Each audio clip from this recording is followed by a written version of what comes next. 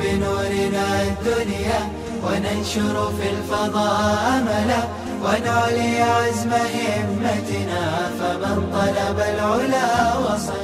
الرحمن الرحيم. الحمد لله رب العالمين والعاقبة للمتقين والصلاة والسلام على سيد الأنبياء والمرسلين سيدنا وحبيبنا وحبيب رب العالمين محمد وعلى آله وأصحابه ومن هدى بهديه إلى يوم الدين. باب قول النبي صلی اللہ علیہ وسلم سترون بعدی امورا تنکرونها. دوسرا باب فتن سے متعلق.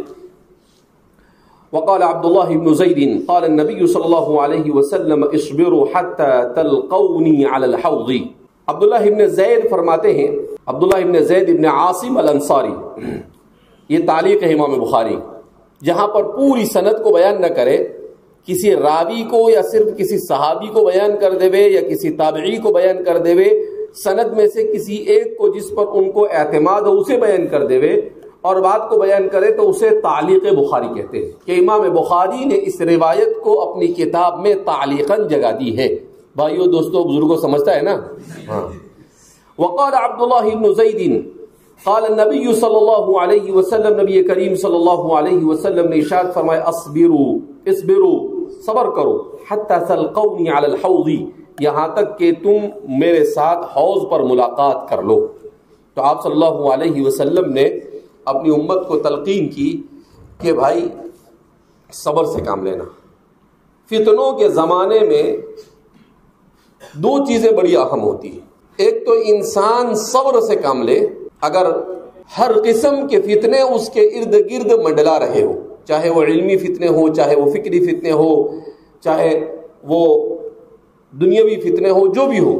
اور دوسرا، آدمی کو اگر نعمت کی فراوانی ہو تو شکر سے کام لے. اگر نعمت کی فراوانی ہو تو شکر سے کام لے، اس لیے کہ آدمی کا بیلنس بگڑ جاتا ہے فتنوں میں گرنے کے بعد عدم صبر کی وجہ سے. فتنوں میں جب گر جاتا ہے آدمی اور صبر سے کام نہیں لیتا ہے تو پھر وہ آدمی دین پر استقامت کے ساتھ نہیں ٹھہر سکتا ہے. اور نعمت کی فراوانی میں اگر وہ شکر نہیں بجا لاتا ہے تو وہ بھی فتنوں میں مبتلا ہو جاتا ہے. تو آپ صلی اللہ علیہ وسلم نے اپنی امت کو سب سے زیادہ جس چیز کی تلقین کی ہے وہ صبر اور شکر کی. اللہم اجعلنی لک ذکارا لک شکارا، اے اللہ مجھے ذاکر اور شاکر بنا. لک مطواعا، اے اللہ مجھے تیرا مطیع اور فرما بردار بنا. اب آگے سند کے ساتھ روایت کو بیان کر رہے ہیں. وبه قال حدثنا مسدد قال حدثنا يحيى بن سعيد قال حدثنا الأعمش قال حدثنا زيد بن وهب قال سمعت عبد الله رضي الله عنه وعنهم أجمعين قال النبي قال لنا رسول الله صلى الله عليه وسلم إنكم سترون بعدي أثارة وأمورا تنكرونها. قالوا فما تأمرنا يا رسول الله؟ قال أدوا إليهم حقهم وسلوا الله حقكم. اس روایت میں جو حضرت عبداللہ ابن مسعود سے روایت، حضرت عبداللہ ابن مسعود ایسی مشہور شخص بغیر کسی سوچ کے سیدھا عبداللہ ابن مسعود کی طرف مبادرت کرتا ہے لکثرت ملازمتہ مع رسول اللہ صلی اللہ علیہ وسلم. تو مسدد سے روایت کرتے ہیں، امام بخاری کے شیخ ہے، اور آپ کو اس سے پہلے ہی بتایا گیا کہ ان کا جو پورا نسب ہے، تو یحییٰ ابن معین فرماتے تھے کہ ان کا نسب جب میں نے پہلی مرتبہ پڑھا تو مجھے ایسا لگا جیسے مچھر اتارنے کا منتر ہے. کسی کو سانپ کاٹ گیا ہو یا کسی کو پچھو کاٹ گیا ہو تو منتر پڑھ کے ایسے اتارتے گا کہ مسدد کا، ہمارے شیخ مسدد کا یہی حال ہے کہ مسدد ابن مسرحد ابن مسربل ابن غربل ابن فرغل ابن، عجیب عجیب نام ہے ان کے پورے. قال حدثنا یحییٰ، لیکن ہے بہت بڑے پائے کے محدث. تمام کے تمام اصحاب صحاح ستہ ان سے روایت کیا کرتے ہیں، نقل کرتے ہیں. وہ چاہے بچھو اترے یا نہ اترے، سانپ اترے یا نہ اترے، لیکن حدیث ضرور اتر جاتی ہے. قال حدثنا یحییٰ بن سعید، وہ روایت کرتے ہیں یحییٰ بن سعید سے. قال وہ فرماتے ہیں ہمیں بیان کیا اعمش نے، سلیمان بن مہران نے. قال حدثنا زید بن وہب، وہ کہتے ہیں کہ ہمیں بیان کیا زید بن وہب الحمدانی الجہنی الکوفی. یہ مخضرم ہے. رسول اللہ صلی اللہ علیہ وسلم سے شرف لقاء کے لیے آپ اپنے گھر سے نکلے مگر راستے میں تھے اور آپ صلی اللہ علیہ وسلم کا انتقال ہو گیا، تو آپ کا زمانہ پایا مگر آپ سے ملاقات نہیں ہو سکی۔ ایسے حضرات کو مخضرمون کہا جاتا ہے کہ جو ایمان لائے ہو مگر حضور سے کسی وجہ سے ملاقات نہیں ہو سکی تو اسے مخضرم کہتے ہیں۔ تو زید ابن وہب یہ مخضرم ہے۔ قال سمعت عبد اللہ، میں نے حضرت عبداللہ ابن مسعود رضی اللہ تعالیٰ عنہ سے سنا، قال لنا رسول اللہ صلی اللہ علیہ وسلم، حضرت عبداللہ ابن مسعود فرماتے ہیں کہ ہمیں رسول اللہ صلی اللہ علیہ وسلم نے ارشاد فرمایا، انکم سترون بعدی اثرۃ، کہ تم میرے بعد دنیا کو ترجیح دینے کو اپنی آنکھوں سے دیکھو گے۔ اثرۃ فتحے کے ساتھ تمام کے تمام اس کے کلمے کے حروف پر کہا جاتا ہے الحظوظ الدنیویہ، دنیاوی عیش و آرام اور دنیاوی راحت اور دنیا کی شدت سے محبت، دنیا سے شدت سے محبت کرنا۔ تو فرماتے ہیں کہ تم میرے بعد دیکھو گے دنیا کی طرف میلان کو، وہ اموراً تنکرونہا، اور بہت سارے ایسے امور کو دیکھو گے، ایسے کاموں کو دیکھو گے جسے تم نکارت کی نگاہ سے دیکھو گے، جسے تم پسند نہیں کرو گے۔ تو اللہ کے رسول صلی اللہ علیہ وسلم نے کہا اپنے صحابہ سے کہ دیکھو میرے بعد دو قسم کے فتنے ہوں گے جس سے خاص طور پر میری امت کو بچنے کی ضرورت ہے۔ کہا وہ کیا؟ کہا ایک تو دنیا کی فراوانی ہوگی، اور دوسرا دین کے معاملے میں لوگ بلا ضرورت کے اجتہاد کرنا شروع کر دیں گے، اجتہاد فاسد،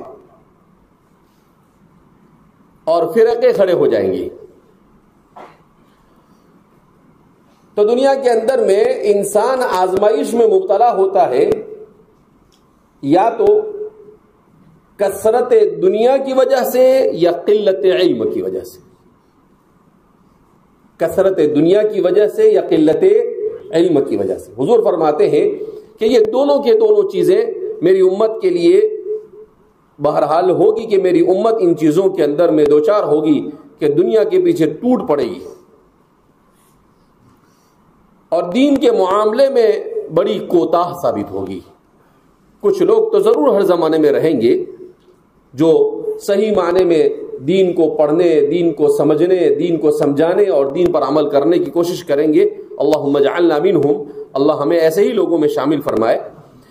تو فرماتے ہیں کہ قالو، حضرات صحابہ تھے، ہمارے جیسے بے حس تھے نہیں کہ سنا اور یوں کر کے دیکھتے رہتے، منہ نیچے مونڈی ڈال کے سوتے رہتے ہیں، نہیں، حضرات صحابہ چوکنے تھے۔ فوراً صحابہ نے سوال کیا، فما تأمرنا یا رسول اللہ، کہ اللہ کے رسول صلی اللہ علیہ وسلم ایسے حالات میں آپ ہمیں کس چیز کا حکم دیتے ہو؟ آپ کیا ایڈوائز کرتے ہو؟ آپ کیا مشورہ دو گے آپ کہ ہم اس قسم کے دنیاوی فتنے اور کم علمی کے فتنے کے زمانے میں اپنے آپ کو کیسے سنبھالیں؟ قال ادوا الیہم حقہم وصلوا اللہ حقکم، کا ایک دم آسان راستہ، تمہارے اوپر ان کے جو حقوق ہوں گے اسے ادا کر دینا،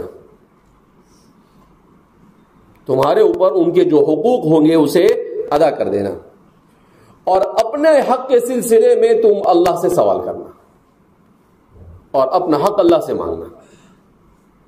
تو کہا کہ تم فتنوں سے بچ جاؤ گے۔ مختصر اور جامع نصیحت۔ شیخ الاسلام فقیہ الاسر حضرت مولانا تقی عثمانی صاحب نے اپنی کتاب ذکر و فکر میں اس جگہ پر ذکر کیا ہے کہ ہمارے زمانے کا سب سے بڑا مسئلہ کیا ہے کہ ہر آدمی دوسرے سے اپنا پورا حق وصول کرنا چاہتا ہے، مگر اس پر جو دوسروں کے حقوق ہیں ان کی ادائیگی میں کوتاہی کرتا ہے، تو وہ جھگڑے کا اور فتنے اور فساد کا سبب بنتا ہے۔ کہا اس کا الٹا کر دو۔ کیا فرماتے سر؟ اس کا کیا کر دو؟ الٹا۔ کہا کیسے؟ کہا اپنے اوپر جو لوگوں کے حقوق ہے اسے ادا کر دو، اور آپ کے جو حقوق لوگوں پر ہے اسے چھوڑ دو. دینا ہو تو دے, نہیں دینا ہو تو مرنے کے بعد کہاں جانے والا ہے, چھوٹنے والا ہے نہیں, یہ بول کے چھوڑ دو. کہا ہر آدمی اگر ایسا سوچنے لگے تو جھگڑا ہی نہیں. تو آپ نے اسی حدیث کی روشنی میں یہ بات کیا کی, ارشاد فرمائی. کہا آسان ہے, باپ کا انتقال ہو گیا تو باپ کی وراثت تقسیم ہو رہی ہے. اگر بھائی بہن سب مل کر آپ کا حق دے تو ٹھیک ہے, نہیں دے تو مت جھگڑو ان سے. یہاں نہیں تو وہاں ملے گا. گھی کہاں گرا تو بولے کھچڑی میں. یعنی آدمی کو کوئی کسی صورت میں کہیں سے نقصان نہیں ہو رہا تو اس کے لیے ضرب المثل بولتے ہیں. یہ گھی کہاں گرا, کھچڑی میں. کہ وہ برتن میں بھر رہے تھے اور اتفاق سے وہ برتن کہاں پر تھا, چاول کے اوپر ہی رکھا ہوا تھا. اب اگر گرے گا بھی تو کہاں گرے گا, وہیں گرے گا, یعنی کوئی نقصان ہوگا نہیں. تو کسی اینگل سے آدمی کا جب کوئی نقصان نہیں ہو رہا ہو تو اس کے لیے یہ ضرب المثل استعمال کرتے ہیں. ضرب الامثال جو ہوتے ہیں اس کے بھی پس منظر ہوتے ہیں. ہر ضرب المثل کے پیچھے کوئی نہ کوئی واقعہ ہوتا ہے تو وہ ضرب المثل بنتی ہے. جیسے شیخ یحییٰ سنوار شہید ہو گئے تو عربوں میں ایک مثل مشہور ہو گئی, رمیتہ بعصا السنوار, میں نے اسے مارا سنوار کے عصے سے. کیوں؟ اس لیے کہ ان کے بدن میں آخری رمق تھی, وہاں تک کے مقابلہ کیا. وہ اپنے مشین سے لڑتے رہے, اپنے پاس بم تھے اس سے لڑتے رہے, اخیر میں کچھ نہیں تھا تو عصا تھا, تو جو ڈرون انہوں نے بھیجا اس پر انہوں نے پھینک کر کیا مارا, وہ بھی مارا. حالانکہ آپ کا ہاتھ کٹ گیا تھا, بازو زخمی ہو گیا تھا, بالکل کوئی پوزیشن نہیں تھی, مگر جب تک کہ رمق تھا آخر تک مقابلہ کرتے ہیں. تو مشہور ہو گئے کہ رمیتہ بعصا السنوار, کہ میں نے سنوار کے عصے سے مارا. کیا مطلب کہ اس آدمی کے لیے یہ مثل ہے جو آدمی آخری جان میں اپنے بدن میں آخری سانس تک دشمن کا مقابلہ کرتا رہے. تو کیا فرماتے ہیں, فما تأمرنا قال ادوا الیہم حقہم, تو کہا کہ آپ پر جو حقوق ہے وہ ادا کرو, اور دوسروں کے جو حقوق ہے اگر دیوے تو ٹھیک ہے, نہیں دیوے تو کل نہ کوئی بات نہیں, مرنے کے بعد حساب کر لیں گے. ایسا بولے گا تو بھی جھگڑا ہوگا. اس لیے حضور نے کہا وَاسْأَلُوا اللَّهَ حَقَّهُ, اور اپنا حق اللہ سے مانگو. ہاں ایسا ملک کو ڈراتا ہے, بلیک میل کرتا ہے, بولتا ہے اوپر حساب ہوگا. تو بڑی ٹھیڑ دنیا ہے نا, بڑی نفت دنیا ہے ہماری.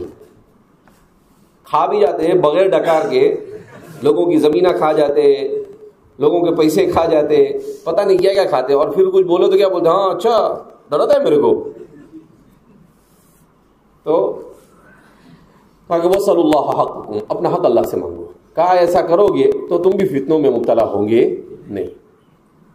وَبِهِ قَالَ حَدَّثَنَا مُسَدَّدٌ عَنْ عَبْدِ الْوَارِثِ عَنِ الْجَعْدِ عَنْ أَبِي رَجَاءٍ عَنْ ابْنِ عَبَّاسٍ رَضِيَ اللَّهُ عَنْهُمَا وَعَنْهُمْ أَجْمَعِينَ عن النبي صلى الله عليه وسلم قال من كره من أميره شيئا فليصبر فإنه من خرج من السلطان شبرا مات ميتة جاهلية. یہ غیر مقلدین کے لیے سب سے بھاری روایت, ان کا سب سے بڑا مستدل ہے. اس کو لے کے کبھی بھی حاکم کے خلاف نہیں بولتے, وہ محدث کے خلاف بول دیں گے, فقیہ کے خلاف بول دیں گے, علماء کے خلاف بول دیں گے, لیکن حاکم کے خلاف نہیں بولے. بولے کیوں؟ دیکھو حضور فرماتے ہیں, تو اس کو سمجھنا بھی بہت ضروری ہے. وَبِهِ قَالَ حَدَّثَنَا مُسَدَّدٌ, آئے پھر مسدد ابن مسرحد ابن مسربل, عن عبد الوارث, وہ روایت کرتے ہیں عبد الوارث سے, اور وہ روایت کرتے ہیں جعد سے, جعد ابن ابی عثمان الصیرفی, جعد ابو عثمان الصیرفی, عن ابی رجا, وہ روایت کرتے ہیں ابو رجا سے جن کا نام عمران العطاردی ہے, عن ابن عباس, اور وہ روایت کرتے ہیں سیدنا ترجمان القرآن حضرت عبداللہ ابن عباس رضی اللہ تعالی عنہ سے, عن نبی صلی اللہ علیہ وسلم, اور آپ صلی اللہ علیہ وسلم سے روایت کرتے قال, فرماتے ہیں من کرہ من امیرہ شیئا فلیصبر, اگر کوئی آدمی اپنے امیر سے کسی ایسی چیز کو محسوس کرے جو ناپسندیدہ ہو اس کے لیے, فلیصبر, تو اسے چاہیے کہ وہ صبر سے کام لے. فَإِنَّهُ مَنْ خَرَجَ مِنَ السُّلْطَانِ شِبْرًا, اس لیے کہ جو شخص اپنے بادشاہ کی اطاعت سے ایک بالشت بھی نکل جائے گا ما تمیتۃ جاہلیہ، تو وہ جاہلیت کی موت مرے گا۔ کیا مقلدین خوش؟ کہا ہاں، آپ نے مطلب کیا ہی۔ تو فرماتے ہیں کہ آپ صلی اللہ علیہ وسلم نے اس میں فرمایا کہ من کرہ من امیرہ شیئا فلیصبر، کہ آپ کا امیر کا مطلب جماعت کا امیر نہیں، امیر کا مطلب وہ شخص جس پر امت کی اجتماعی ذمہ داری ہو، وہ شخص جس پر امت کی اجتماعی ذمہ داری ہو۔ امیر اتنا جماعت والوں نے چلایا کہ امیر بولے تو سیدھا ذہن امیر صاحب کی طرف ہی چلا جاتا۔ جتنے بھی بیٹھے ہیں جیسے ہی امیر پڑا ہوگا تو سب کا ذہن اپنے اپنے گاؤں کے امیر کی طرف چلا گیا ہوگا۔ تو فرماتے ہیں فلیصبر، تو صبر کرے۔ تو فرماتے ہیں کہ اگر کوئی مسلمان دارالاسلام میں رہتا ہے اور اس دارالاسلام میں بادشاہ کی طرف سے کوئی خلاف توقع بات پیش آتی ہے تو کہا کہ وہ صبر سے کام لے۔ فَإِنَّهُ مَنْ خَرَجَ مِنَ السُّلْطَانِ شِبْرًا، اس لیے کہ جو شخص اپنے بادشاہ کی اطاعت سے ایک بالشت بھی باہر آئے گا وہ جاہلیت کی موت مرے گا۔ آپ صلی اللہ علیہ وسلم نے یہ بات ارشاد فرمائی، مگر اس کا یہ مطلب نہیں کہ بادشاہ کچھ بھی کرے آپ خاموش بیٹھے رہو، نہیں۔ معاشرے میں مختلف قسم کے لوگ ہوتے ہیں۔ کچھ لوگ ایسے ہوتے ہیں جو بادشاہ کو بھی کہہ سکتے ہیں کہ باپا یہ غلط ہو رہا ہے، اس لیے کہ اگر اس کو مطلق مان لیا جاوے تو اس صورت میں بڑے سے بڑے منکر پر بھی خاموش رہنا اور بڑے سے بڑے منکر پر بھی خاموش رہنے سے بادشاہ تو کچھ بھی کرے گا، جیسے ہمارے زمانے میں کر رہے۔ میں نے کہا کہ وہ آل سعود کا پٹھو پکڑا گیا اس دن، تو اب وہ بولے تو ایسا تھوڑی ہوتا ہے، نہیں۔ ظاہر سی بات ہے کہ اگر بادشاہ سے کوئی خلاف شرع امر کا ارتکاب ہو تو علماء کی اس جماعت کے لیے جو امت میں اثر و رسوخ رکھتی ہو اس پر نکیر کرنا بھی ضروری ہے، اس لیے کہ جہاں حضور نے یہ فرمایا کہ من خرج من سلطان شبرا مات میتۃ جاہلیہ، وہیں حضور نے دوسری روایت میں ارشاد فرمایا کلمۃ حق عند سلطان جائر، کہ ظالم بادشاہ کے سامنے حق بولنا یہ بھی ضروری ہوتا ہے، یہ بھی سب سے بڑا جہاد ہے۔ سب سے بڑا جہاد کیا ہے؟ حضور نے فرمایا کلمۃ حق عند سلطان جائر۔ تو اب دونوں کو تطبیق، دونوں میں تعارض نہیں ہے، دونوں میں تطبیق دیں گے۔ تو اب فرماتے ہیں کہ جو لوگ روک سکتے ہیں ان کے لیے روکنا ضروری۔ اب اس کے بعد اگر وہ بادشاہ ان کے ساتھ زیادتی کرے تو وہ گنہگار ہوگا۔ جیسے تاتاریوں نے جب عالم اسلام کی اینٹ سے اینٹ بجا دی تو عز الدین ابن عبد السلام، بہت بڑے اپنے زمانے کے شیخ الاسلام تھے وہ، تو سیف الدین القدس اور ان لوگوں نے ان کو جا کر کہا، بادشاہ تھے اس زمانے کے مسلمانوں کے، کہ تاتاریوں نے اینٹ سے اینٹ بجا دی ہے، کیا کرنا چاہیے؟ تو انہوں نے کہا کہ ٹھیک ہے، آپ اس کا مقابلہ کرنا چاہتے ہو؟ بولے ہاں، کہا ایسے نہیں ہوگا، آپ جتنی ظلم زیادتی ہو رہی ہے عالم اسلام میں اس کو بند کرو، جن کے جو حقوق ہیں ان کے حقوق دو، اگر کہیں پر مسلمان ملکوں کے اندر میں شراب بیچی جا رہے اس پر پابندی لگاؤ، اگر ناچ گانے ہو رہے ہیں اسے بند کراؤ، معاصی اور منکرات کو ختم کراؤ، اس کے بعد اپنے ایمان پر مضبوطی کے ساتھ آؤ اور پھر دشمن کے مقابلے کے لیے نکلو، دیکھو اللہ کی طرف سے مدد آتی ہے یا نہیں۔ سیف الدین القدس نے کہا کہ عز الدین عبد السلام صحیح فرما رہے ہیں، ان کی بات پر عمل کیا اور پھر اس کے بعد وہ اس کے بعد مقابلے کے لیے نکلے تو تاتاریوں کو شکست دے دی۔ تو اب اگر اس زمانے میں سیف الدین القدس کہتے ہیں کہ من خرج من السلطان قید شبر مات میتۃ جاہلیہ، تو ان کی اصلاح کیسے ہوتی؟ تو ایسے بہت سارے لوگ ہر زمانے کے اندر میں کیا ہوتے ہیں، تو جو لوگ روک سکتے ہیں ان کے لیے روکنا کیا ہے، ضروری ہے. لہذا اس بنا پر یہ ان لوگوں کے لیے ہے کہ اگر کوئی مسلمانوں کی حکومت کہیں پر مستحکم ہے اور مسلمان ان کے خلاف خروج کرے تو دوسروں کے مسلط ہونے کا خدشہ ہو، تو ایسے حالات کے اندر میں آدمی کو خروج نہیں کرنا چاہیے. جیسے حضرت علی کے زمانے میں خوارج نے خروج کیا، غلط تھا. حضرت امیر معاویہ کے زمانے میں خوارج نے خروج کیا، غلط تھا. تو اسی لیے بہت بیلنس سے لے کر چلنا ضروری ہے. بہت سارے لوگ ناصبیت کی طرف چلے جاتے ہیں اور کہتے ہیں کہ حضرت حسن کا خروج بھی صحیح نہیں تھا. کیوں صحیح نہیں تھا بھائی؟ حضرت حسن کوئی اپنے مقصد سے تھوڑی نکلے تھے.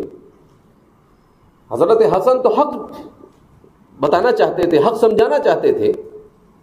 لہذا اس بنا پر حضرت حسن کے خروج کو خروج نہیں کہا جا سکتا ہے. حضرت حسن کے بعد بھی بہت سارے لوگ النفس الزکیہ، خلافت بنو عباس کے زمانے میں النفس الزکیہ، انہوں نے بھی بنو عباس کی منکرات کو دیکھ کر ان کے خلاف کہا کہ بھئی یہ نہیں چلے گا. تو خود امام صاحب نے ان کا ساتھ دیا، اور اسی امام صاحب کے ان کو ساتھ دینے کی وجہ سے امام صاحب کو جیل جانا پڑا. اور جیل میں جیسا کہ موثوق روایت سے پتہ چلتا ہے کہ آپ کو زہر دے کر کیا کر دیا گیا، شہید کر دیا گیا. تو آپ نے خاموشی نہیں اختیار کی. خلق قرآن کہا تو امام احمد بن حنبل نے ایسا نہیں کہا کہ یار نہیں، من خرج من السلطان شبرا مات میتۃ جاہلیہ. نہیں، آپ نے بابانگ ڈہل کہا. کیا کہا؟ القرآن کلام اللہ، قرآن اللہ کا کلام ہے. لیس بمخلوق، وہ مخلوق نہیں ہو سکتا ہے. اس کے لیے آپ کو جیل میں رہنا پڑا، آپ کو کوڑے کھانے پڑے. تو اس لیے اس کو عموم پر محمول نہیں کریں گے. دونوں کو جمع کرنے کا طریقہ یہی ہے کہ جن کی استطاعت ہے اصلاح کی، امیر کی، وہ اصلاح کی کوشش کرے گا. اور جہاں پر یہ ممکن ہے کہ اگر خروج کیا جائے تو مسلمانوں کو بڑا نقصان ہو سکتا ہے، تو وہاں پر خاموشی اختیار کرنا. یہ اس طریقے سے بیلنس کے ساتھ دونوں روایتوں کو جمع کیا جا سکتا ہے.